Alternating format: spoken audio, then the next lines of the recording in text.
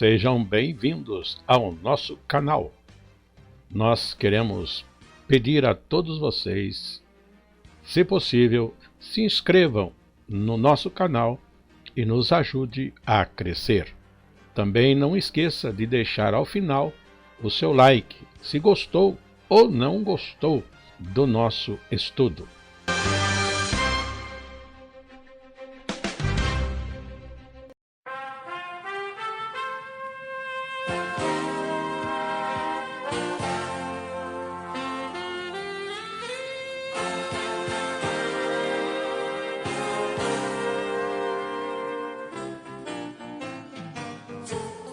O estudo a seguir é de inteira responsabilidade de seus idealizadores e apresentadores.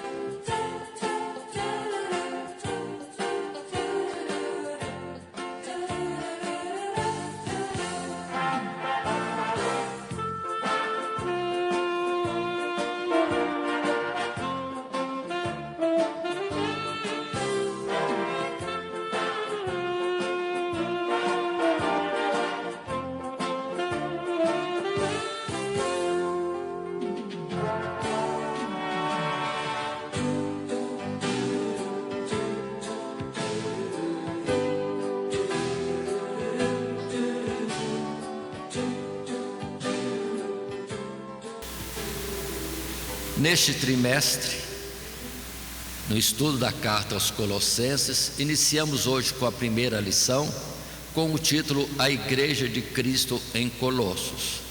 Estaremos apresentando uma introdução, na verdade, ao estudo da carta aos Colossenses. Lembrando sempre que este nosso estudo é para as classes de jovens e de adultos da Escola Bíblica Dominical. Nesse nosso primeiro assunto, lição número 1, o texto bíblico escolhido, ou leitura bíblica em classe, é Colossenses capítulo 1, do verso 1 até o verso 8. E podemos fazer a leitura do texto bíblico para termos o nosso início naquilo que vamos estar considerando. Paulo, apóstolo de Jesus Cristo, pela vontade de Deus, e o irmão Timóteo, aos santos e irmãos fiéis em Cristo, que estão em Colossos, graça a vós e paz, da parte de Deus nosso Pai e da do Senhor Jesus Cristo. Graça damos a Deus, Pai de nosso Senhor Jesus Cristo, orando sempre por vós, porquanto ouvimos da vossa fé em Cristo Jesus e da parte que tendes, ou da caridade que tendes para com todos os santos, por causa da esperança que vos está reservada nos céus, da qual já antes ouvistes pela palavra da verdade do Evangelho, que já chegou a vós, como também está em todo o mundo, e já vai frutificando, como também entre vós, desde o dia em que ouvistes e conhecestes a graça de Deus em verdade, como aprendestes de Epáfras, nosso amado conservo, que para vós é um fiel ministro de Cristo, o qual nos declarou também a vossa caridade no Espírito. Este é o nosso texto, a nossa leitura bíblica para a lição número 1, a Igreja de Cristo em Colossos. O nosso textual proposto é o verso 4, dentro deste texto, e que repetimos: porquanto ouvimos da vossa fé em Cristo Jesus e da caridade que tendes para com todos os santos. Na nossa sequência, apresentamos o esboço deste nosso estudo na primeira lição, a Igreja de Cristo em Colossos. E o nosso desenvolvimento vai ser em 3 tópicos, conforme o nosso padrão, com os títulos: o Evangelho em Colossos, o propósito da epístola, o propósito desta carta e a conversão dos colossenses. Assim colocado, vamos dar início à nossa lição de hoje. Iniciamos um novo trimestre e um novo ciclo de estudos da Escola Bíblica Dominical. Desta vez apreciaremos o conteúdo das epístolas aos Colossenses e a Filemon. Entre outras características singulares, encontramos em Colossenses uma argumentação muito incisiva sobre a primazia e suficiência de Cristo Jesus para a salvação e uma verdadeira vida espiritual. Ao mesmo tempo, o apóstolo rechaça falsas filosofias e religiosidades que em todo o tempo estão se introduzindo na igreja, o que faz do estudo desta breve carta algo sempre importante para a compreensão do Evangelho ou do verdadeiro Evangelho de Cristo. Muito bem, então nosso estudo é uma carta pequena, Colossenses, vamos estar acrescentando Filemon e o que for necessário de outros assuntos para preencher o nosso trimestre nessa lição de cartas de Paulo, no caso Colossenses e depois Filemon. Ainda consideremos o assunto que vamos ter em toda a carta. Vamos estar estudando com mais detalhes a cada lição, mas de modo geral, para compreendermos a carta, o assunto é a primazia de Cristo, Cristo à frente de tudo, o centro, a totalidade, o suficiente para uma vida santificada, para de fato agradar a Deus, de fato poder estar na presença de Deus, depois desfrutar daquilo que esperamos, a vida eterna com Cristo Jesus. Assim colocado, vamos já para o primeiro tópico, o Evangelho em Colossos. Lembrando que vamos estar apresentando a carta de modo geral e algum dado histórico a respeito da evangelização chegando em Colossos. No primeiro parágrafo desse tópico, o Evangelho em Colossos, podemos estar lendo o nosso texto do material de classe.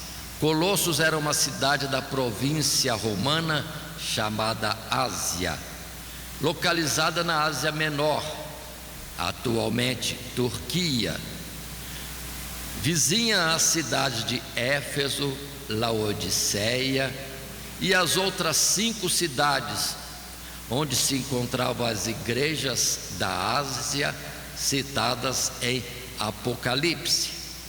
Fundada alguns séculos antes de Cristo, pelo estudo da carta, parece que ali havia uma comunidade judaica. Acrescente-se ainda que Colossos se encontrava em uma região historicamente conhecida por ser um ponto de encontro entre a filosofia grega, com seu apelo ao intelecto e à razão, e as religiões orientais, com suas formas de devoção exterior e experiências místicas. Colocando para nós a exposição de um mapa, uma projeção apresentando os 3 primeiros continentes, o mundo antigo, como também é chamado. Lembremos que temos aqui toda a Europa, depois toda a Ásia e a África também. E tenhamos o cuidado de entender que a Ásia, onde estão essas igrejas, é justamente nessa península, próximo da Caia, ou onde hoje é a Grécia. Ali é que está a cidade de Colossos. No outro mapa, numa outra projeção, podemos observar, tomando como base a cidade de Jerusalém, aqui mais ao sul, nós temos então acesso à Ásia uma distância menor, já Macedônia um pouco mais longe, e depois para Roma, outra distância um pouquinho maior. Mas entendamos, ali nesta Ásia estavam as 7 igrejas citadas em Apocalipse, e também Colossos, e um pouco mais próximo talvez a Galácia, regiões por onde Paulo de alguma forma esteve envolvido. E a ideia é que talvez algumas dessas igrejas, ou colossos propriamente, Paulo não esteve diretamente ali evangelizando, ainda que isso não é afirmativa. Não podemos tomar essa afirmativa, porque se aqui, numa palavra de Colossos, podemos entender que ele nunca esteve lá, já na carta de Filemon, ele fala com conhecimento de alguém que mora na cidade e que ele lembra de coisas antigas, de um relacionamento antigo com o irmão de Colossos, a quem ele pede para reservar lugar de repouso para ele, porque ele pretende visitar a cidade em um tempo após a prisão. Mas isso na verdade não deve ter acontecido. Não temos ciência de Paulo verdadeiramente liberto e percorrendo outra vez estas igrejas. Mas pelo menos temos a noção aí de Colossos na Ásia Menor, na sua parte mais próxima, vamos dizer assim, da Macedônia e do Ocidente. Agora considere também a afirmação que diz para nós que Colossos seria uma cidade próximo do Oriente e chegando ao Ocidente. Então um conflito de culturas do Oriente e do Ocidente, onde se entende que ali havia essa situação de um misticismo oriental reunido com a razão que os gregos nela se apoiavam. Mas passando em frente na nossa lição ainda, no segundo parágrafo podemos encontrar: ao que tudo indica, parece que o evangelho chegou a esta cidade durante a segunda viagem missionária de Paulo, quando este permaneceu de 2 a 3 anos em Éfeso, pregando a palavra de Cristo.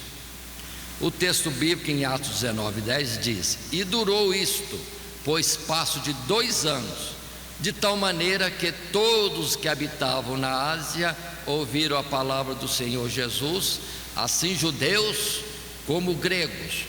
Contudo, parece que o apóstolo dos gentios não pregou pessoalmente na cidade, mas teria enviado um dos seus cooperadores, Epáfras, que era colossense, para pregar tanto aos seus conterrâneos como ao povo das cidades vizinhas. Então a ideia é que Paulo ficou 2 anos em Éfeso, que era ali perto, e dali ele enviava os cooperadores para as diversas cidades, não havendo de fato citação clara de que ele esteve percorrendo estas cidades. Mas como disse, não tem muita importância afirmar uma coisa e outra, mas só que não há certeza absoluta. Então também ficamos na possibilidade de ter pregado naquela cidade, ou nunca esteve lá, mas tão somente os cooperadores enviados por ele, orientados por ele, porque a palavra em Atos 19:10 é bem clara: por ele se demorar ali em Éfeso 2 anos, aí toda a Ásia ouviu, ou por ele, ou pelos que ele enviava dos seus muitos cooperadores nesta época. Muito bem, podemos ainda, além da citação que temos em Atos, no verso apresentado antes 10 do capítulo 19, nós temos no capítulo 20, verso 31, Paulo já fazendo menção diferente um pouco, quando ele diz: portanto vigiai, lembrando-vos que durante 3 anos não cessei noite e dia de admoestar com lágrimas a cada um de vós. Se na carta fala 2 anos, ou em Atos capítulo 19, 2 anos, aqui Paulo diz: durante 3 anos esteve anunciando o Evangelho naquela região, e isso é afirmado quando ele está indo para Jerusalém e despedindo-se da Ásia, dizendo que não veriam mais o seu rosto, porque iria para Roma e queria ir para a Espanha. Esta é a colocação. Então foi 2 anos, 3 anos em que Paulo se demorou ali, e conforme ele disse aqui: não cessei noite e dia de admoestar com lágrimas a cada um de vós. Ou outra expressão, não deixou de ensinar o que tinha que ensinar, de evangelizar onde podia evangelizar. Como também Colossenses 4, no verso 12, outro texto diz: saúda-vos Epáfras, que é dos vossos servos de Cristo, combatendo sempre por vós em orações, para que vos conserveis firmes e perfeitos e consumados em toda a vontade de Deus. Pois eu lhe dou testemunho de que tem grande zelo por vós, e pelos que estão em Laodiceia, e pelos que estão em Herápolis. Agora observem que esse tal Epáfras, citado anteriormente, que deve ter pregado o Evangelho em Colossos, é companheiro de Paulo, e agora, nessa ocasião, está em Roma, onde Paulo está preso, e de lá Paulo manda a saudação de Epáfras para a igreja em Colossos. Então Epáfras já não estava mais ali na cidade de Colossos, mas acompanhava Paulo na sua prisão. Ainda o terceiro parágrafo nesse tópico, o Evangelho em Colossos. Paulo já se encontrava em sua prisão domiciliar em Roma quando escreveu esta carta, e entende-se, não havia tido oportunidade de conhecer pessoalmente as igrejas de Colossos e de outras cidades vizinhas. Entende-se. Contudo, o apóstolo demonstra grande interesse e cuidado por esses irmãos, e entre os seus cooperadores tinha, além de Epáfras, Filemon e seu escravo Onésimo, este agora voltando a Colossos, juntamente com Tíquico, para ser recebido pelo seu Senhor como irmão, e por aquela igreja como portador da presente epístola. Então aqui em Colossos, a citação de Filemon, de Onésimo, que dá origem a uma outra carta, e atentando para o fato de que esse Onésimo era, na linguagem de então, escravo de Filemon, mas agora está retornando, já tendo aceito a fé em Cristo Jesus, e Paulo vai pedir que Filemon o receba, não como servo, mais do que isso, como irmão, como aquele que também está em Cristo Jesus, sendo ele portador também desta carta. Muito bem, outros textos bíblicos temos em apoio esta parte histórica, esta apresentação da carta nesse primeiro, digamos, tópico, com esse título, Evangelho em Colossos, e são esses textos. Colossenses 4, verso 18, quando está escrito: saudação de minha mão, Paulo, lembrai-vos das minhas prisões, a graça seja convosco, amém. Confirmando que ele escreveu na carta que ele estava em prisão quando a escreveu, estava em Roma, prisioneiro. E quão bom foi para nós esse fato de Paulo ser preso, porque em vez de falar palavras que perderiam no ar, ele escreveu e ficou o documento para nos trazer ensinamento até o dia de hoje. Aí está a estratégia de Deus, que muitas vezes não percebe, né? Não percebe. Paulo podia ficar vivendo até 120 anos, por exemplo, que nem Moisés, pregando pelo mundo todo, mas Deus colheu sua vida logo, Mas o testemunho ficou marcado nas cartas e distribuído pelo mundo de então, para depois chegar a nós aqui, tão longe no Ocidente. Continuando, Colossenses 2, verso 1, está escrito na carta: porque quero que saibais quão grande combate tenho por vós e pelos que estão em Laodiceia, e por quantos não viram o meu rosto em carne. É onde alguns baseiam para dizer que ele não esteve nestas cidades, mas pode estar se referindo aos novos que vieram à fé depois daquele início, que os anos já passaram. Colossenses 4, verso 7: Tíquico, irmão amado e fiel ministro e conservo no Senhor, vos fará saber o meu estado, o qual vos enviei para o mesmo fim, para que saiba do vosso estado e console o vosso coração, juntamente com Onésimo, amado e fiel irmão, que é dos vossos. Eles vos farão saber tudo o que aqui se passa, ou o que por aqui se passa. E essa mesma citação em Filemão, verso 1, quando diz: Paulo, prisioneiro de Jesus Cristo, e irmão Timóteo, ao amado Filemão, nosso cooperador. E ainda verso 10: peço-te por meu filho Onésimo, que gerei nas minhas prisões, o qual noutro tempo te foi inútil, mas agora a ti e a mim muito útil, eu te tornei a enviar. Então observem que a prisão de Paulo teve frutos também. Muitos prisioneiros ouviram o Evangelho e devem ter aceitado a fé, e um deles é esse Onésimo, que agora ele faz voltar a Filemão. E complementando essa ideia da prisão de Paulo, útil na evangelização, que toda a guarda pretoriana ouviu falar de Cristo Jesus. Estratégia de Deus. Eles não iriam ouvir Paulo em lugar nenhum, mas Deus não colocou eles lá, colocou Paulo pertinho deles, e Paulo anunciando a palavra. E observe isso, Deus, irmãos, tem estratégia.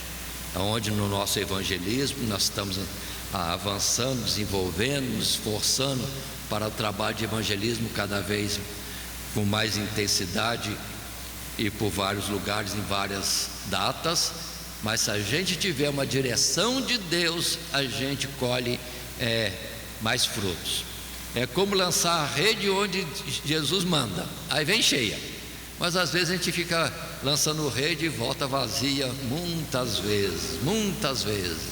Então, evangelismo, vamos orar muito, orar mais, pedindo ao Senhor direção para onde evangelizar, como evangelizar, em que tempo está evangelizando nas várias regiões que nós temos nos distribuído por aqui nas nossas cidades vizinhas. Continuando, podemos entrar no segundo subtítulo nosso, no estudo da carta aos Colossenses, na lição número 1, a Igreja de Cristo em Colossos. O tópico segundo é o propósito da epístola. Assim, indo para o nosso material de classe, que é a base para nós estarmos expondo a lição e também trazendo recurso didático aos alunos. No primeiro parágrafo temos: Colossenses apresenta muitos elementos comuns a outras epístolas de Paulo. Uma sequência, a composição da carta: oração de agradecimento e petição a Deus em favor dos irmãos, exposição doutrinária, aplicação prática e exortações particulares. Aqui o apóstolo também faz considerações sobre o seu ministério, seus sofrimentos pelo Evangelho e seus cuidados pelas igrejas. Alguns consideram Colossos particularmente semelhante a Efésios, em razão de certos termos que ocorrem apenas nestas duas cartas e da ordenação dos assuntos em ambas. Contudo, nota-se que Colossenses apresenta um tom mais argumentativo do que Efésios e parece ter em vista perigos reais que rondavam aquela igreja, de modo semelhante a Gálatas. Aqui o apóstolo exorta os irmãos a permanecer naquilo que haviam recebido e não se deixar enganar por falsos mestres. Como pois recebestes, diz o texto bíblico, Colossenses 2, verso 6, como pois recebeste o Senhor Jesus Cristo, assim também andai nele.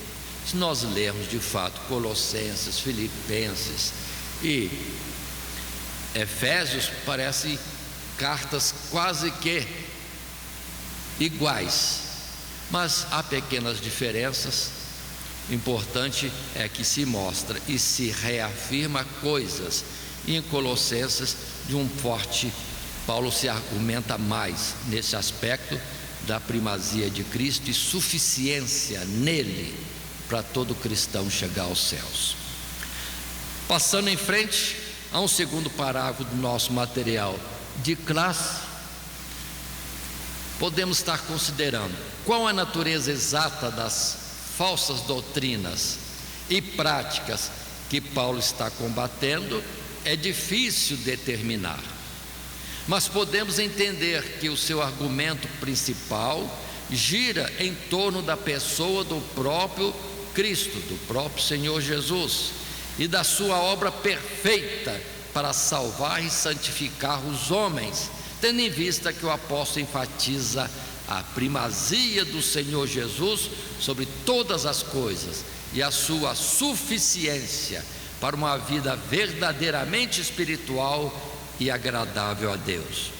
O texto bíblico Colossenses 2,10 diz: estais perfeitos nele. Parece então que as heresias aqui desmascaradas são, entre outras, a suposta necessidade de mediadores, o auxílio de outros seres e criaturas para nos aproximarmos da glória de Cristo, a suposta necessidade de uma religiosidade exterior baseada em preceito e costume de homens para nos santificarmos e vivermos de forma agradável a Deus. Habilmente, o apóstolo desmascara tais deturpações do Evangelho e revela que o único propósito de tais ensinos é submeter os fiéis ao jugo de homens dominadores. Paulo já viu isso no passado. Muitos se acomodando debaixo da religiosidade, esquecendo que em Mateus 15 Jesus já tinha advertido: em vão me adoram, seguindo mandamentos que são preceitos dos homens. E hoje, para nós, volto a alertar, estamos infelizmente com muitas instituições cristãs que estão aprovando aquilo que é errado, porque agora é lei no país, esquecendo que há uma lei maior, que é a de Deus. A palavra de Deus não muda, não cai nem um tio dela. E anunciando e dizendo aos fiéis da instituição religiosa que agora pode, enquanto que com Deus nada mudou. O que foi colocado como mandamento permanece, aquilo que é obrigação permanece, no proibido e naquilo que Deus quer que se faça.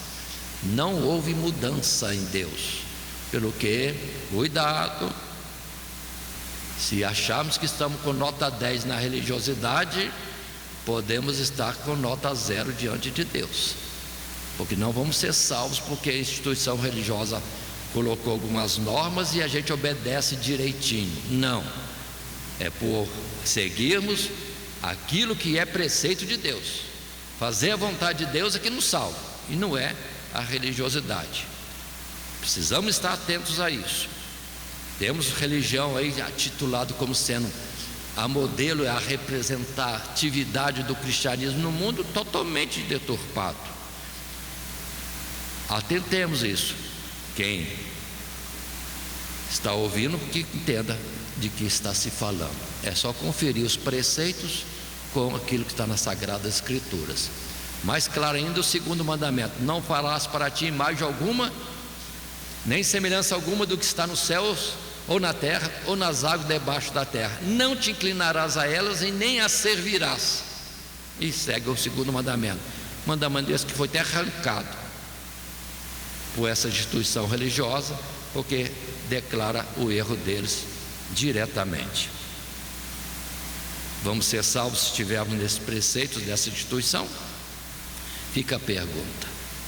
Continuando, Colossenses 1,17: e Ele é antes, Jesus é antes de todas as coisas, e todas as coisas subsistem por Ele. Ele é a cabeça do corpo da igreja, é o princípio primogênito dentre os mortos, para quem tudo tenha preeminência, porque foi do agrado do Pai que toda a plenitude nele habitasse.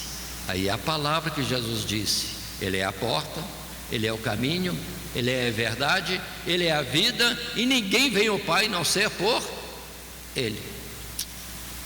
Essa é a realidade. E como estamos hoje, muitos confiando em intermediários não colocados por Deus, e muitos confiados em normas da instituição religiosa. Mas é do agrado do Pai que nele estivesse tudo. Ele é porta, Ele é caminho, Ele é verdade, é vida, e o único acesso a Deus é por Ele. Se Deus disse isso, Deus não vai aceitar ninguém entrando por outra janela ou outra porta, não. E no tabernáculo nós estudamos recentemente, mostra que não tem porta de saída ou outra entrada, não.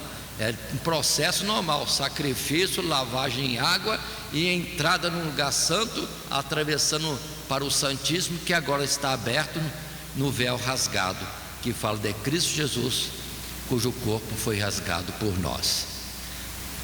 Fala do sacrifício de Jesus, o acesso a Deus. Em Colossenses 2,18, a afirmação que nós estamos colocando aqui em Colossenses diz: ninguém vos domine a seu bel prazer, com pretexto de humildade e culto dos anjos, metendo-se em coisas que não viu, estando debalde, inchado na sua carnal compreensão. Então a palavra é forte, mas vamos estudar com detalhes quando estivermos nas lições seguintes. Num terceiro parágrafo desse tópico segundo, o propósito da epístola, nessa lição número 1, a Igreja de Cristo em Colossos. Enfim, Colossenses é uma epístola, é uma carta de defesa da fé, que combate heresias específicas e rejeita falsas ideias a respeito do Evangelho. A segunda parte passa à aplicação da verdade a um modo de vida simples, sem as complexidades e os julgos pesados das religiões humanas, mas baseada na virtude de um coração regenerado ou renovado, segundo a imagem de Cristo. E o texto bíblico, em Colossenses mesmo, temos quando se diz para nós: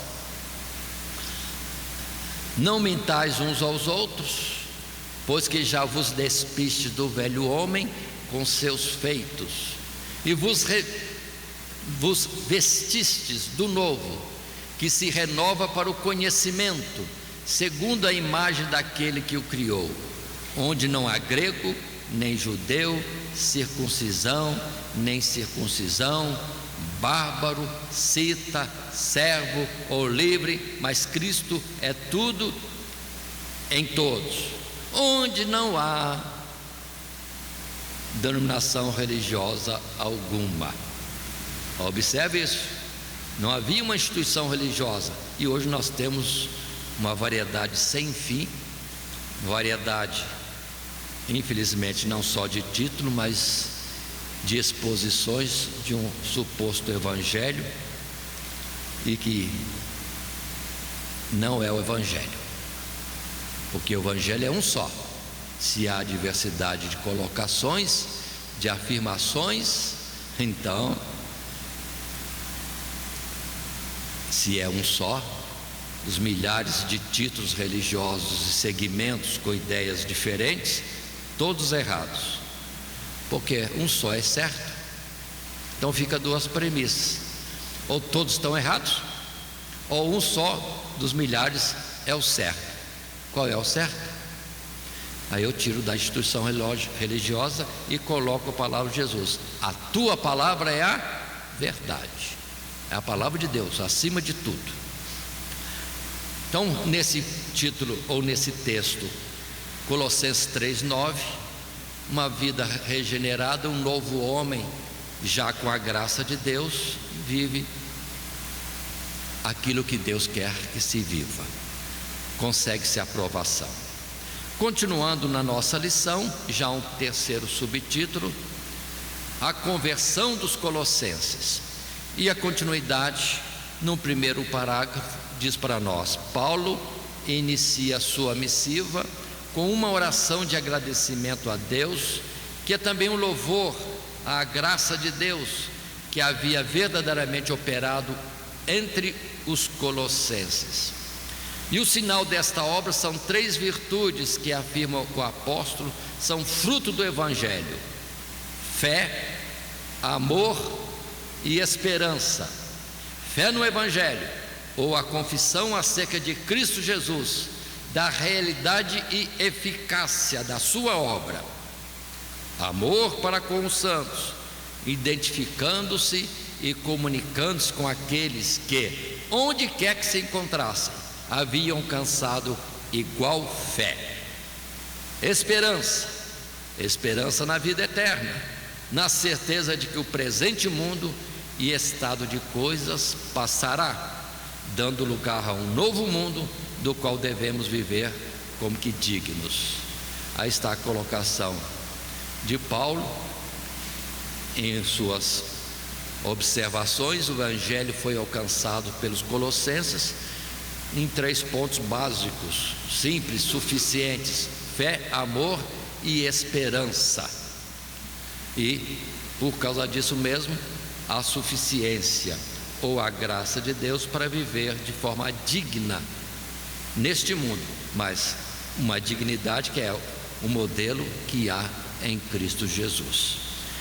Esta palavra é aquela base que Paulo disse em Coríntios, na primeira carta, no capítulo 13 e também verso 13: agora, pois, permanecem a fé, a esperança, a caridade. Essas três, mas a maior delas é a caridade. Então Paulo está argumentando que os colossenses já tinham recebido o Evangelho numa, vamos dizer assim, numa totalidade, resumida nessas três palavras: fé, amor e esperança.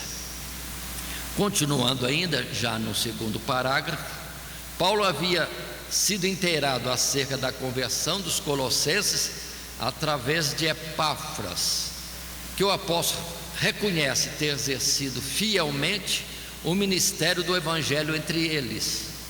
Mas podemos perceber que o propósito do apóstolo também é o de confirmar aquela igreja no que haviam recebido desde o princípio.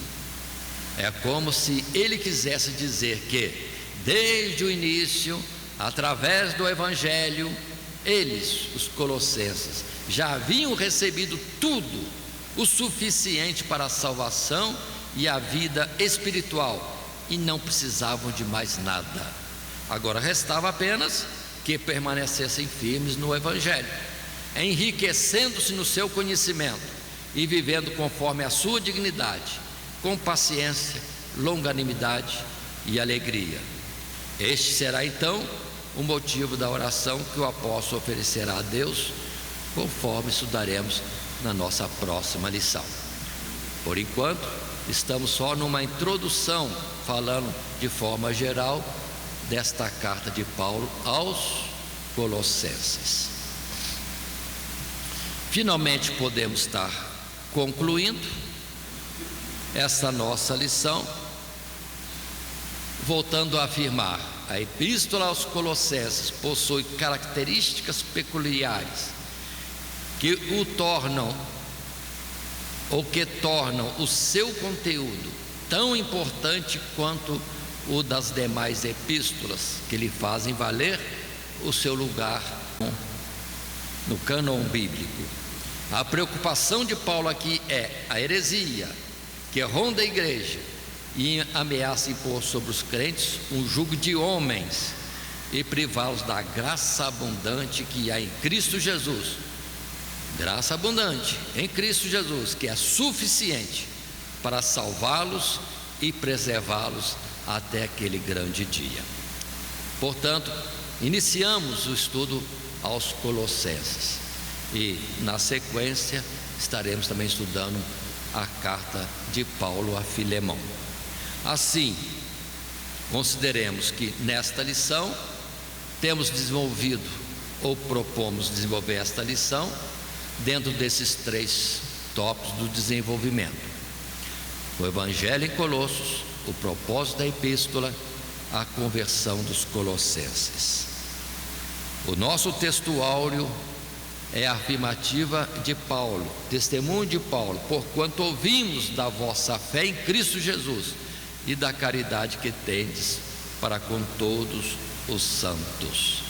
Se Paulo não conheceu Colossos, ou os irmãos, a igreja em Colossos, entretanto também é muito bom isso, porque o Evangelho não depende de Paulo, e já estava aí afirmado, se ele não esteve lá, que outros estariam seguindo a pregação do Evangelho na mesma qualidade e o Evangelho com o mesmo benefício, o mesmo poder, a mesma graça, fazendo que muitos viessem servir a Deus com grande liberdade e real piedade.